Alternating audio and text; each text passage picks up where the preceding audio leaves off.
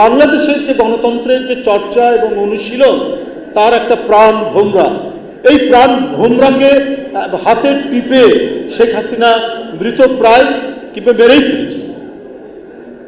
সেই তত্ত্বাবধায়ক সরকার ব্যবস্থা মেরে ফেলার কারণটা তিনি ক্ষমতাকে চিরস্থায়ী করবেন, পাকাপোক্ত করবেন, আজীবন বাংলাদেশের মহারানী হিসাবে তিনি রাজত্ব করবেন, এই কল্পনা নিয়ে তিনি আদালত সাজিয়েছেন, তিনি আইন শৃঙ্খলা বাহিনীকে সাজিয়েছেন, তার দল তো সাজানোই আছে, সমস্ত পদ্ধতিগুলোকে তিনি ব্যবহার করেছেন। এমনকি তার দলের মধ্যে থেকেও কেউ কেউ বিরোধিতা করেছিলেন যে কয়েক টার্মের জন্য তত্ত্বাবধায়ক থাক, সুরঞ্জিত সেনগুপ্ত, এই যে আজকে মেনন টেনন, এরাও বলেছিল শেখ হাসিনা কারো কথা শুনেনি।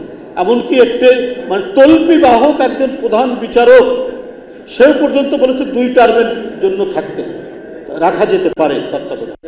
তারপর রিটায়ারমেন্টে চলে গেলেন, তার বাড়িতে তাকে তো আর ধমক দিতে হয় না, সে তো নিজেই খয়ের খা, শেখ হাসিনার নুন খাওয়া একজন মানুষ, ক্রমাগতভাবেই খায়রুল হক, তিনি বাড়িতে তার সেই হাফ রায় দেওয়া সেই কাগজপত্র নিয়ে এসে ওটাকেও তুলে দিয়েছে।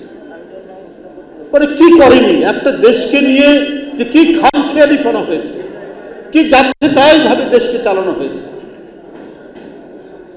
সেখান থেকে চলে গেল, কিন্তু আজকে সেটার পুনর্বহাল।